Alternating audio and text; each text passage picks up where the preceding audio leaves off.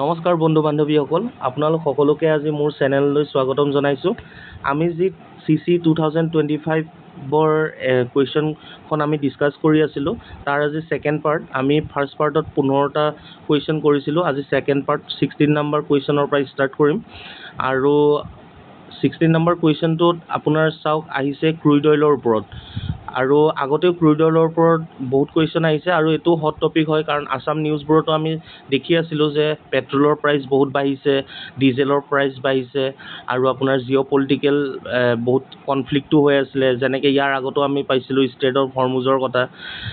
তো এইটো আপোনাৰ ইয়াতো আগত কুৱেশ্যন আহিছে। আমি আপোনাৰ আগত অহা কুৱেশ্যন কিছুমান আপোনাক ক'ব বিচাৰিছোঁ। যেনেকৈ আগতে আহিছিলে ইণ্ডিয়াছ ফাৰ্ষ্ট অইল ৰিফাইনেৰী ক'ত আছে বুলি, তেতিয়া ডিগবৈ অইল ৰিফাইনেৰী 1901ত স্থাপিত হয়। First oil well in Asia, এইটো ডিগবৈত আছে, 1889ত স্থাপিত হৈছিল। ONGCৰ হেডকোৱাৰ্টাৰ নিউ দিল্লীত আছে। অইল ইণ্ডিয়া লিমিটেডৰ দুলিয়াজানত আছে। লাৰ্জেষ্ট অফশ্বৰ অইল ফিল্ড বুলি যদি আমি ইণ্ডিয়াত সোধোঁ, তেতিয়াহ'লে অফশ্বৰ মানে সমুদ্ৰৰ মাজত, এইটো এনচাৰ হ'ব Mumbai high. Largest oil production state in India, যদি সোধোঁ ইণ্ডিয়াত লাৰ্জেষ্ট অইল প্ৰডাকশ্যন ক'ত হয়, ৰাজস্থানত হয়। আৰু লাৰ্জেষ্ট ৰিফাইনেৰী নৰ্থ ইষ্ট বুলি ক'লে নুমলীগড় ৰিফাইনেৰী হয়। এইটো 2000 চনত স্থাপিত হৈছিল আফটাৰ আছাম একৰ্ড। আৰু এইটো কুৱেশ্যনো আহিছে আছাম একৰ্ডৰ ৰিলেটেড, মানে আপোনাৰ আছাম একৰ্ডৰ চুক্তিৰ পিছত কোনটো আমাৰ ৰিফাইনেৰী অসমত মানে স্থাপিত কৰিছিল, এইটো Numaligarh refinery. India's first public sector refinery বুলি যদি কয়, তেতিয়া সেইটো গুৱাহাটী ৰিফাইনেৰী হ'ব, 1962ত স্থাপিত হৈছিল। আৰু অসমত আৰু টোটেল 4টা ৰিফাইনেৰী আছে। বঙাইগাঁও ৰিফাইনেৰীটো আপোনাৰ 1974ত স্থাপিত হৈছিলে। এতিয়া ইয়াতে কৈছে ইণ্ডিয়া ইম্পৰ্টছ মোৰ দেন 85% অফ ক্ৰুইড অইল, এইটো কাৰেক্ট হয় ষ্টেটমেণ্টটো। 16 নম্বৰ কুৱেশ্যনৰ আপোনাৰ কাৰেক্ট অপশ্যনটো ডি হয়, অপশ্যন ডি। মানে ইয়াতে 4টা অপশ্যনেই কাৰেক্ট হয়। Russia is the single largest supplier of crude oil to India, হয় এইটো কাৰেক্ট হয়। ৰাছিয়া মানে 2022ৰ আগত আপোনাৰ ইৰাক আৰু আপোনাৰ চৌদি আৰৱ, তেওঁলোকৰ পৰা ইণ্ডিয়াই মানে ইম্পৰ্ট কৰিছিলে। এতিয়া ৰাছিয়া ছিংগল ছাপ্লায়াৰ হয়, লাৰ্জেষ্ট। আৰু ইণ্ডিয়াৰ strategic petroleum reserves can cover about 9 days emergency requirement of the country, এইটো SPR বুলি কয়। মানে ইণ্ডিয়ান গভৰ্ণমেণ্টে পেট্ৰলবোৰ মানে আপোনাৰ ক্ৰুইড অইলবোৰ ৰিজাৰ্ভ কৰি ৰাখে ইমাৰ্জেঞ্চিৰ সময়ত ইউজ কৰিবৰ কাৰণে। চ' এইটো কাৰেক্ট হয় ষ্টেটমেণ্টটো। 4 নম্বৰ ষ্টেটমেণ্টটো যদি চাওঁ, the oil marketing companies also' separately maintain a reserve of about 2 months requirement of the country, হয় এইটো ষ্টেটমেণ্টটো কাৰেক্ট হয়। অইল মাৰ্কেটিংবোৰে আপোনাৰ ডেইলি ইউজৰ কাৰণে পেট্ৰল ডিজেল ফৰ্মত ষ্ট'ৰ কৰি ৰাখে। যেনেকৈ আপোনাৰ ভাৰত পেট্ৰলিয়াম হওক, HCL হওক, হিন্দুস্তান পেট্ৰলিয়াম, সেইবোৰে। চ' ইয়াতে খালি এটা SPR খালি ইণ্ডিয়ান গভৰ্ণমেণ্টে ক্ৰুইড অইল ফৰ্মত ষ্ট'ৰ কৰি ৰাখে, আৰু অইল মাৰ্কেটিংবোৰে আপোনাৰ পেট্ৰল ডিজেল ফৰ্মত আপোনাৰ ষ্ট'ৰ কৰি ৰাখে। চ' 16 নম্বৰ কুৱেশ্যনৰ option number D correct option হয়। চ' আমি নেক্সট কুৱেশ্যনলৈ যাওঁ। নেক্সট কুৱেশ্যনত আপোনাৰ আহিছে চাওক ডাইৰেক্ট এয়াৰ কেপচাৰ। চ' ডাইৰেক্ট এয়াৰ কেপচাৰ মানে হ'ল এটা টেকন'লজি হয় বা এটা যন্ত্ৰ যি বতাহৰ পৰা বা বায়ুমণ্ডলৰ পৰা কাৰ্বন ডাই অক্সাইডটো আঁতৰোৱাই আপোনাৰ এইটো এক্সট্ৰেক্ট কৰি এইটো মানে ষ্ট'ৰ কৰি ৰাখে আণ্ডাৰগ্ৰাউণ্ডত। চ' এইটো একচুৱেলি ছাপৰ্ট কৰে আপোনাৰ নেট জিৰ'ৰ কাৰণে, যোনটো আমাৰ ইণ্ডিয়ান পলিচি হয় নেট জিৰ' এমিশ্যনৰ 2070ৰ ভিতৰত আমি এচিভ কৰিব লাগে। আৰু একচুৱেলি এইটো কিয় কৰে টেকন'লজিটো, বা কিয় এইটো ব্যৱহাৰ কৰে, একচুৱেলি যদি আপুনি কাৰ্বন ডাই অক্সাইড বেছি হয় আমাৰ বায়ুমণ্ডলত, তেতিয়া কি হ'ব, গ্ল'বেল ৱাৰ্মিং হ'ব, পৃথিৱীৰ উষ্ণতা বৃদ্ধি পাব, ক্লাইমেট চেঞ্জ হ'ব, মানে ফ্লাড আহিব পাৰে, খৰাং হ'ব পাৰে। চ' সেয়েহে বায়ুমণ্ডলত থকা অতিৰিক্ত কাৰ্বন ডাই অক্সাইডবোৰ কমাবলৈ এই DAC, যোনটো ডাইৰেক্ট এয়াৰ কেপচাৰ, এইটো ব্যৱহাৰ কৰা হয়। আৰু এইটো ষ্ট'ৰ কৰাৰ পিছত কিছুমান ইউজো আছে, কাৰ্বন ডাই অক্সাইড ইউজ কৰে, যেনেকৈ চিনথেটিক এভিয়েশ্যন ফিল্ডত ইউজ কৰে। এইটো কাৰ্বন ডাই অক্সাইডটো আপোনাৰ গ্ৰীণ হাইড্ৰজেনৰ লগত কম্বিনেশ্যন কৰি চিনথেটিক এভিয়েশ্যন ফুৱেলত ইউজ কৰে। আৰু আপোনাৰ কাৰ্বনেটেড ছফ্ট ড্ৰিংকছত ইউজ কৰে, যেনেকৈ ছ'ডা। আৰু চিমেণ্ট কোম্পানী হওক বা ইউৰিয়া মেনুফেকচাৰিঙত হওক, এইবোৰ ইউজ কৰে। আৰু কিছুমান ডিছএডভান্টেজো আছে, ধৰি লওক এইটো প্ৰচেছটো বহুত এক্সপেঞ্চিভ হয়, ভেৰি এক্সপেঞ্চিভ, আৰু ৰিকুৱাৰ্ড লট অফ এনাৰ্জি, বহুত এনাৰ্জি লাগে ইয়াতে। আৰু প্ৰেজেণ্টলি যদি আমি গ্ল'বেল এমিশ্যনৰ লগত কম্পেয়াৰ কৰোঁ, তেতিয়া এইটো একচুৱেলি বহুত কম হয়, স্মল হয় বহুত। আৰু আপোনাৰ যোনটো ইয়াতে দিয়া আছে আপোনাৰ একচুৱেলি কুৱেশ্যন নম্বৰ 17ৰ আপোনাৰ কাৰেক্ট যদি আমি ষ্টেটমেণ্টটো চাওঁ, এইটো অনলি এটো হয়। মানে it is a technology use to segregate carbon dioxide from the atmosphere for storage or other use, এইটো কাৰেক্ট হয়। ছেকেণ্ড অপশ্যনটো ইয়াতে আছে, the technology enable us to compare carbon dioxide from atmosphere and release it into the ocean. এইটো অ'চেনত release নকৰে, কাৰণ অ'চেনত যদি কাৰ্বন ডাই অক্সাইডটো ৰিলিজ কৰে চ' এচিডিফিকেশ্যন হৈ যাব আৰু মেৰাইন যোনবোৰ লাইফ আছে মাছ, তেওঁলোকৰ ক্ষতি হ'ব। চ' আৰু এটমছফিয়াৰৰ পৰা এইটো কাৰণে কাৰ্বন ডাই অক্সাইড মানে এইটো প্ৰচেছ কৰি পেলাই এক্সট্ৰেক্ট কৰে, কাৰণ গ্ল'বেল ৱাৰ্মিং কমাবৰ কাৰণে হওক বা ক্লাইমেট চেঞ্জৰ কাৰণে এই টেকনলজিটো ইউজ কৰে। আৰু চি নম্বৰ ষ্টেটমেণ্টটো কাৰেক্ট নহয়, কাৰণ এইটো টেকনলজিটো আপোনাৰ chemically brake down carbon dioxide from capture air into carbon and oxygen, নাই এইটোতো নহয়, এইটো ইনকাৰেক্ট হয় এইটো। আৰু অপশ্যন ডিটোতো এইটো ৰিলেটেড নহয়, none of the above. So' 17ৰ কাৰেক্ট অপশ্যন হৈছে এ। এতিয়া যদি আমি নেক্সট কুৱেশ্যন নম্বৰ 18লৈ আহোঁ, 18ত আপোনাৰ সুধিছে গ্ৰীণ ক্লাইমেট ফাণ্ড। এইটো আপোনাৰ এনভাইৰনমেণ্ট ৰিলেটেড কুৱেশ্যন হয়। আৰু গ্ৰীণ ক্লাইমেট ফাণ্ডটো কি হয়, এইটো লাৰ্জেষ্ট ইণ্টাৰনেশ্যনেল ক্লাইমেট ফাণ্ড হয়।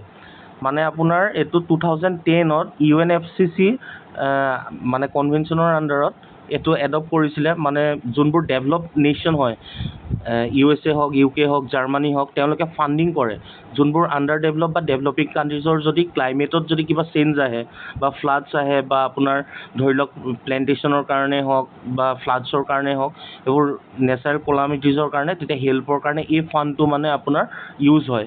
চ' ইয়াতে আপোনাৰ দিয়া আছে যে ফাৰ্ষ্ট ষ্টেটমেণ্টটো চাওক আপুনি, ইয়াতে দিয়া আছে it is the largest climate finance in the world. এইটো কাৰেক্ট হয়। আৰু ছেকেণ্ড অপশ্যনটো, ইয়াতে কুৱেশ্যনটো সুধিছে কোনটো মানে ট্ৰু নহয়, মানে ষ্টেটমেণ্ট কোনটো শুদ্ধ নহয় গ্ৰীণ ক্লাইমেট ফাণ্ডৰ লগত। তো অপশ্যন এটো শুদ্ধ হয়। Option B, India receives funding for projects under green climate fund, এইটো কাৰেক্ট হয়।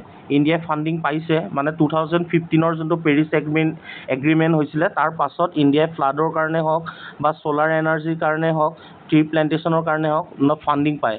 চ' ইয়াতে অপশ্যন চিটো চাওক, this fund was establish within the framework of UNFCCC।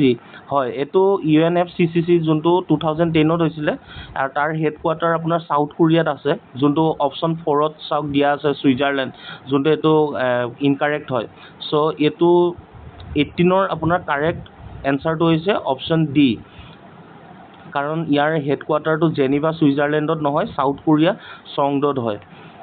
আৰু ইয়াতে একচুৱেলি UNFCCC যোনটো কৈছে United nation framework convention on climate change, তাতে 24 মেম্বাৰ্ছ আছে সেইটোত।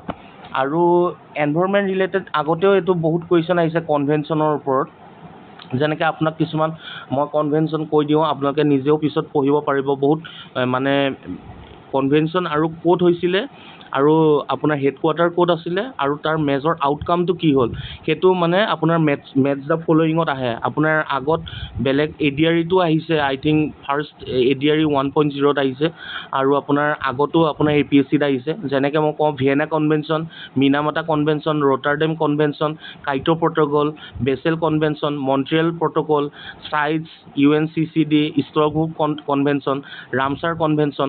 মই এটা কৈ দিওঁ তাৰে, ৰামছাৰ কনভেনশ্যন মানে আপোনালোকে কেনেকৈ পঢ়িব এই কনভেনশ্যনবোৰ। যেনেকৈ ৰামছাৰ কনভেনশ্যনটো আপোনাৰ এডপ্ট কেতিয়া হৈছিল, 1971ত। ইফেক্টিভ কেতিয়াৰ পৰা হ'ল, 1975।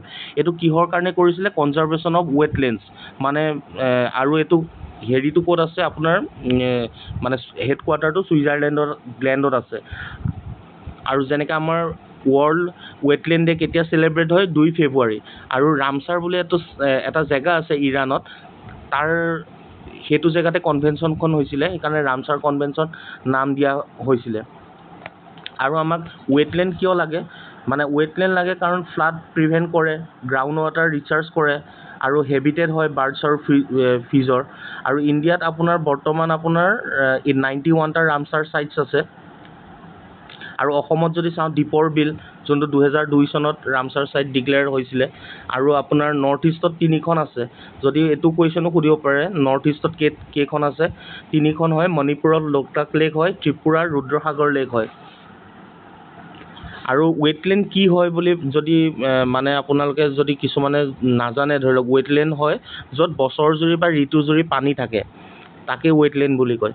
চ' মই কিছুমান ইয়াৰ ৰিলেটেড আৰু কৈ দিলোঁ কনভেনশ্যন, যেনেকৈ UNFCCC এইটো কুৱেশ্যনটো আহিছিলে 18 নম্বৰ কুৱেশ্যনত চাওক যোনটো আহিছিলে, তেনেকৈ মানে আৰু কুৱেশ্যন আগতেও আহিছে, মানে বেচেল কনভেনশ্যনৰ ওপৰত, ৰামছাৰ কনভেনশ্যন, প্ৰট'কল বা ভিয়েনা কনভেনশ্যনৰ ওপৰত, এইবোৰ মেথছ দ্য ফলোয়িঙত দিয়ে। এতিয়া আমি নেক্সট কুৱেশ্যনটো যাওঁ। Next question number 19। Question number 19ৰ কাৰেক্ট এনচাৰটো হৈছে অপশ্যন চি 1, 2, 3। মানে আপোনাৰ ষ্টেটমেণ্ট তিনিটাই শুদ্ধ। ইয়াতে আপোনাৰ কোৱাণ্টাম কম্পিউটাৰ বুলি ক'লে, কোৱাণ্টাম কম্পিউটাৰ এনে এটা কম্পিউটাৰ যিয়ে কোৱাণ্টাম মেকানিক্সৰ নিয়ম ব্যৱহাৰ কৰি অতি জটিল সমস্যা খুব কম সময়ত সমাধান কৰিব পাৰে।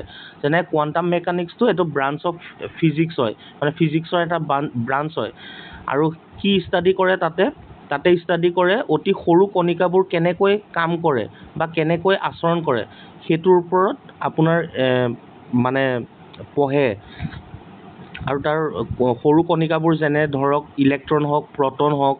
আৰু ইণ্ডিয়াই কোৱাণ্টাম মিছন কেতিয়া লঞ্চ কৰিছিলে? 2023 আৰু 2023 to 2031লৈকে বাজেটত মানে 6,000 crore ধৰিছে ইণ্ডিয়ান গভৰ্ণমেণ্টে। আৰু এইটো ক'ত ইউজ হয় কোৱাণ্টাম কম্পিউটাৰটো? কোৱাণ্টাম কম্পিউটাৰ ইউজ হয় cyber security, AI, medical research, space ৰিচাৰ্চৰ কাৰণে ইউজ হয়। আৰু ইয়াতে আপুনি চাওক ষ্টেটমেণ্টকেইটা কি দিছে। It is rapidly advancing field that uses quantum mechanics to process information using qubits, আৰু ইয়াত ইনষ্টেড অফ বাইনেৰী বিটছ। আৰু হয়, যোনটোত আমাৰ নৰ্মেল কম্পিউটাৰ তাতে বাইনেৰী বিটছ থাকে, কিন্তু কোৱাণ্টাম কম্পিউটাৰত কিউবিটছ থাকে। আৰু many computer giants in the world are competing to produce working models of quantum computers. এইটো কাৰেক্ট হয় ষ্টেটমেণ্টটো। বহুতে মানে প্ৰডিউচ কৰিবৰ কাৰণে কম্পিট কৰি আছে ৱৰ্ল্ডত। আৰু Majorana 1 by Microsoft is the world first quantum processor powered by topological qubits. এইটো কাৰেক্ট হয় ষ্টেটমেণ্টটো।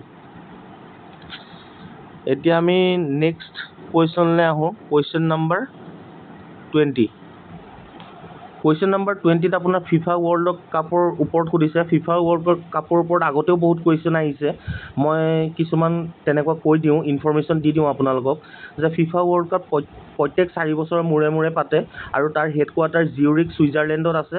1904 চনত এষ্টাব্লিছ হৈছিল। কাৰেণ্ট প্ৰেচিডেণ্ট গিয়ানো ইনফেণ্টিনো হয়, আৰু তাতে মেম্বাৰ 211টা মেম্বাৰ আছে। ফাৰ্ষ্ট ৱৰ্ল্ড কাপ আপোনাৰ 1930ত হৈছে। এইটো কুৱেশ্যন আহিছে।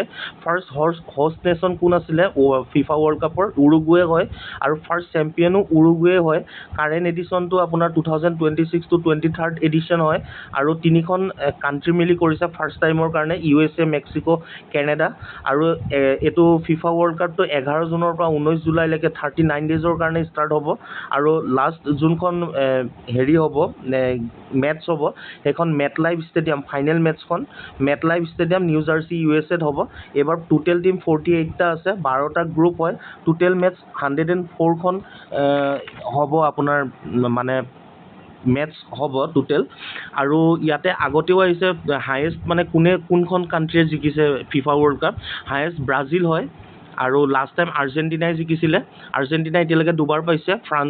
আপোনাৰ ফ্ৰান্স আৰু উৰুগুৱে 2বাৰ পাইছে, আৰু জাৰ্মানী, ইটালীয়ে 4বাৰ পাইছে। চ' এইটো কুৱেশ্যন নম্বৰ 20ৰ যদি আমি চাওঁ, কাৰেক্ট অপশ্যনটো হৈছে বি, 2 আৰু 3টো শুদ্ধ। একত দিয়া আছে টোটেল 32 টিমছ। নহয়, মই ক'লোৱে অলপ আগত 48 টিমছ হয়। USA, কেনেডা, মেক্সিকো হয়। It is the first time 3 nation R taking part in FIFA world cup হয়। আৰু ইয়াৰ নেক্সট কুৱেশ্যনটো আহোঁ আমি 21। এইটো 21টো আপোনাৰ কুৱেশ্যন নম্বৰ 21টো যদি চাই, বেগ্ৰাম আইভৰিছৰ কথা সুধিছে। এইটো ডেট, এইটো অলপ টাফ কুৱেশ্যন বুলিয়ে ক'ব লাগিব। কাৰণ কিহৰ কাৰণে, যদিও কোনোবা ষ্টুডেণ্টে পঢ়িছে বেগ্ৰাম আইভৰিছৰ ওপৰত, কিন্তু চেঞ্চুৰীটো প্ৰায় ডেটবোৰ মনত নাৰাখে। চ' ইয়াৰ 21ৰ আপোনাৰ কাৰেক্ট এনচাৰ হৈছে অপশ্যন এ। বেগ্ৰাম আইভৰিছ একচুৱেলি হ'ল আফগানিস্তানৰ বেগ্ৰাম নামৰ ঠাইত পোৱা অতি সুন্দৰকৈ খোদিত হাতীদাঁত আৰু হাড়েৰে তৈয়াৰী বস্তুৰ সংগ্ৰহ। এই ঠাই কুছান সাম্ৰাজ্যৰ অধীনত চিল্ক ৰুটৰ এক গুৰুত্বপূৰ্ণ ব্যৱসায়িক কেন্দ্ৰ আছিল। চ' ইয়াৰ ওপৰত ইনফৰমেশ্যন ক'ব গ'লে এইটোৱে হয়। চ' আমি ইয়াতে 21ৰ আপোনাৰ কাৰেক্ট অপশ্যনটো হৈছে এ। ইয়াৰ নেক্সট কুৱেশ্যন যদি আহোঁ আমি, question number 22, the rock cut caves. এতিয়া ৰক কাট কেভছ বুলি ক'লে আমি বুজিম যে আপোনাৰ যোনটো কেভছ মানে গুহা বা ৰকৰ ওপৰত যোনটো আপোনাৰ খোদিত কৰে। কুৱেশ্যন নম্বৰ 22ৰ কাৰেক্ট এনচাৰটো হৈছে জৈনিজম। মানে উদয়গিৰি আৰু খণ্ডগিৰি হিলছত থকা যোনবোৰ ৰক বা ৰক হয়, তাত যোনবোৰ ৰক কাট কেভছ আছিলে, মানে এই কেভছবোৰ জৈন সন্ন্যাসীসকলৰ বাসস্থান হিচাপে ব্যৱহাৰ হৈছিল। যেনেকৈ অজন্তা, এলোৰা এইবোৰ বুদ্ধিজমৰ লগত ৰিলেটেড হয়। চ' ইয়াতে কুৱেশ্যন নম্বৰ 22ৰ কাৰেক্ট এনচাৰটো হৈছে চি, জৈনিজম হয়। আৰু ইয়াতে দিয়া আছে মহায়ানা বুদ্ধিজম, হিনায়ানা বুদ্ধিজম। চ' মহায়ানা আৰু হিনায়ানাৰ মাজত মই ক'ব বিচাৰিছোঁ যে মহায়ানাটো এইটো আপোনাৰ সকলো মানে বুদ্ধিজমৰ পাৰ্ট হয়। মহায়ানে মানে আপোনাৰ সকলো জীৱৰ মুক্তিৰ ওপৰত গুৰুত্ব দিয়ে, মানে বুদ্ধৰ মূৰ্তি পূজা কৰে আৰু সংস্কৃত ব্যৱহাৰ কৰিছিলে। আৰু হিনায়ানাত কি হয়, এইটো সৰু পথ বুলি কৰে আৰু নিজৰ মুক্তি মানে নিৰ্বাণ লাভ কৰাত গুৰুত্ব দিয়ে, মানে সকলো জীৱৰ নহয়, নিজৰ মুক্তিৰ কাৰণে। আৰু ইয়াতে বুদ্ধক এজন মহান শিক্ষক হিচাপে মানে, কিন্তু বুদ্ধৰ মূৰ্তি পূজা নকৰে। ইয়াতে পালি ভাষা ব্যৱহাৰ কৰিছিল। আৰু আজিবিকাটো হৈছে, আজিবিকাটো এইটো ভাগ্যৰ বিশ্বাস কৰে, মানে বুদ্ধ আৰু মহাবীৰৰ সময়ত এটা ধৰ্মীয় সম্প্ৰদায় হয় আজিবিকাছটো। মানুহে মানে তেওঁলোকে মানে ভাগ্যকে বিশ্বাস কৰে। তেওঁলোকে মানে এনেকৈ ভাবে যে মানুহে যিমানেই চেষ্টা নকৰক ভাগ্য সলনি কৰিব নোৱাৰে। এতিয়া আমি নেক্সট কুৱেশ্যনলৈ আহোঁ, কুৱেশ্যন নম্বৰ 23। এতিয়া 23 আৰু আপোনাৰ এই 25th এই দুটাই আপোনাৰ কুৱেশ্যন ইনস্ক্ৰিপশ্যনৰ ওপৰত আহিছে। মানে ইনস্ক্ৰিপশ্যনৰ ওপৰত আগতেও বহুত কুৱেশ্যন আহিছে, আপোনাৰ ADRE-টো আহিছে, আগতে APSC-টো আহিছে। মানে ইনস্ক্ৰিপশ্যন মানে শিলালিপি, যেনেকৈ তামৰ পাত, শিল, গুহা, স্তম্ভ, মন্দিৰৰ দেৱাল খোদাই কৰি লিখা তথ্য। আৰু এইবোৰৰ জৰিয়তে আমি প্ৰাচীন ইতিহাস বা ৰজা, যুদ্ধ, ধৰ্ম, দান, প্ৰশাসনৰ বিষয়ে জানিব পাৰোঁ। আৰু এইটো কুৱেশ্যন নম্বৰ 23 যোনটো আহিছে, the Banskhera inscription is associated with which of the following kings. এইটো হৰ্ষবৰ্ধনা, মানে কনৌজৰ যোনটো বৰ্ধনা ডাইনাষ্টিৰ ৰজা হৰ্ষবৰ্ধনে জাৰি কৰা লেণ্ড গ্ৰাণ্ট সম্পৰ্কীয় ইনস্ক্ৰিপশ্যন।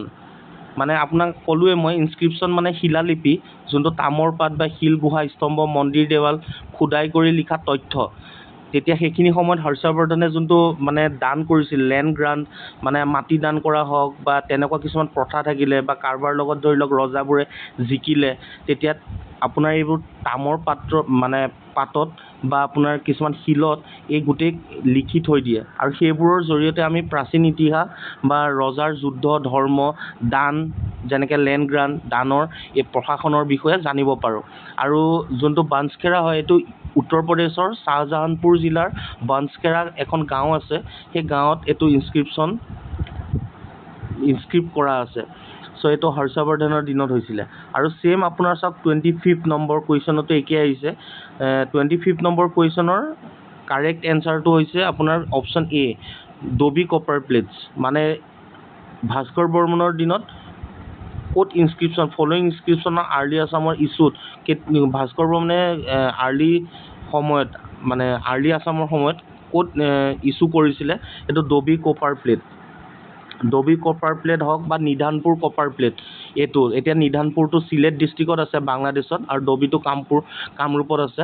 চ' ভাস্কৰ বৰ্মনৰ দিনত হৈছিলে। তেনেকৈ আগতে বহুত কুৱেশ্যন আহিছে, এলাহাবাদ পিলাৰ ইনস্ক্ৰিপশ্যন কাৰ দিনত হৈছিল, সমুদ্ৰগুপ্তৰ দিনত হৈছিলে।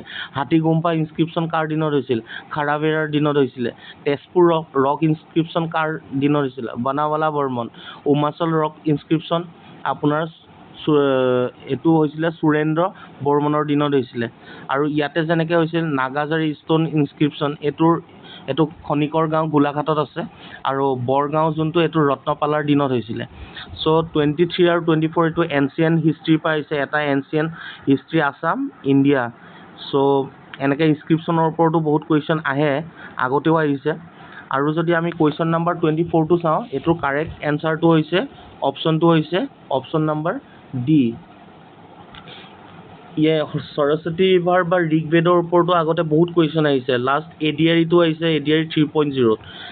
আপোনাৰ ইয়াতে যোনটো কৈছে ancient river Saraswati mention in Rigveda is identified with which of the following rivers এইটো অপশ্যন নম্বৰ ডি হয় ঘাগৰ হাকৰা মানে ঋগ্বেদত সৰস্বতী নদীক পাহাৰৰ পৰা সাগৰলৈ বৈ যোৱা এখন শক্তিশালী নদী বুলি বৰ্ণনা কৰা হৈছে বৰ্তমান সেই অঞ্চলত এনে কোনো স্থায়ী নদী নথকাৰ বাবে বেছিভাগ হিষ্টৰিয়ান বা জিঅ'লজিষ্টে ভেদিক সৰস্বতী নদীক বৰ্তমানৰ ঘাগৰ হাকৰা নদী প্ৰণালীৰ সৈতে সম্পৰ্কিত কৰে যিয়ে হাৰিয়ানা পাঞ্জাৱ ৰাজস্থানৰ মাজেৰে বৈ থাৰ ডিজাৰ্টত হেৰাই যায় চ' আগতে আপোনাৰ কেনেধৰণৰ কুৱেশ্যন আহিছে মই কিছুমান ক'ব বিচাৰিছোঁ যেনেকৈ আপোনাৰ সৰস্বতী বা ঋগ্বেদৰ ওপৰত যেনেকৈ আপোনাৰ সোধে সৰস্বতী ৰিভাৰত উল্লেখ কোনটো বেদত আটাইতকৈ বেছি আছে ঋগ্বেদত আছে তাৰপিছত ঋগ্বেদ অনুসৰি সৰস্বতী ৰিভাৰ কোন দুটা নদীৰ মাজেৰে বৈছিল য়মুনা আৰু সুতলেজ সৰস্বতী ৰিভাৰ ক'ত লুপ্ত হৈছিল বুলি ধৰা হয় থাৰ ডিজাৰ্টত আটাইতকৈ পুৰণি বেদা কোনটো ঋগ্বেদত মুঠ কিমানটা বেদা আছে 4খন বেদ আছে 4খন বেদৰ কাৰ কি হয় সামাবেদ কিহৰ কাৰণে হয় যজুৰ্বেদ অথৰ্ববেদ এইটো কুৱেশ্যন আহে আৰু আপোনাৰ ঋগ্বেদত কিমানটা মণ্ডলছ আছে 10টা আছে হাইমছ কিমানটা আছে 1028ত এইটো আগতে বহুত আগত আপোনাৰ APSC কুৱেশ্যনত আহিছে এইটো আৰু ঋগ্বেদত কোনটো গডৰ প্ৰশংসা আটাইতকৈ বেছি কৰা হৈছে ইন্দ্ৰৰ কথা বেছিকৈ কৰা হৈছে প্ৰশংসা ঋগ্বেদত কোন ৰিভাৰৰ কথা আটাইতকৈ বেছি উল্লেখ কৰা হৈছে সৰস্বতী ৰিভাৰ তাৰপিছত আপোনাৰ কেনেধৰণৰ কুৱেশ্যন আৰু আহিছে ধৰি লওক গায়ত্ৰী মন্ত্ৰটো কোন বেদত আছে ঋগ্বেদত আছে কোনটো মণ্ডলত আছে থাৰ্ড মণ্ডলত আছে আৰু গায়ত্ৰী মন্ত্ৰত কোন ঋষিয়ে ৰচনা কৰিছিল ঋষি বিশ্বামিত্ৰ আৰু ঋগ্বেদত কোনটো এনিমেলৰ উল্লেখ আটাইতকৈ বেছি আছে কাৰ ওপৰত চ' এনেকুৱা ধৰণৰ কুৱেশ্যন বহুত আহিছে চ' আজি মই 25লৈকে ডিছকাছ কৰিব বিচাৰিছোঁ কাৰণ বেছি মানে আৰু বেছিকৈ কৰিলে আপোনাৰ ভিডিঅ'টো বহুত লং হৈ যায় চ' আপোনালোকে যদি মোৰ ভিডিঅ'খিনি চাই যদি ভাবে যে 1%টো প্ৰফিট হৈছে বা ইনফৰ্মেশ্যন পাইছে আপোনালোকৰ লছ হোৱা নাই আৰু বুজি পাইছে বা বুজাব মই পাৰিছোঁ তেতিয়াহ'লে প্লিজ মোৰ চেনেলটো ছাবস্ক্ৰাইব কৰিব আৰু লাইক কৰিব আৰু মোৰ ভিডিঅ'টো চোৱাৰ বাবে যিসকলে মোৰ ভিডিঅ'খিনি চাইছে তেওঁলোকক অশেষ ধন্যবাদ থেংক ইউ ফৰ ৱাচিং আৰু আমি নেক্সট কুৱেশ্যনবোৰ নেক্সট আপোনাৰ ভিডিঅ'ত লগ পাম চ' আজিলৈ আহোঁ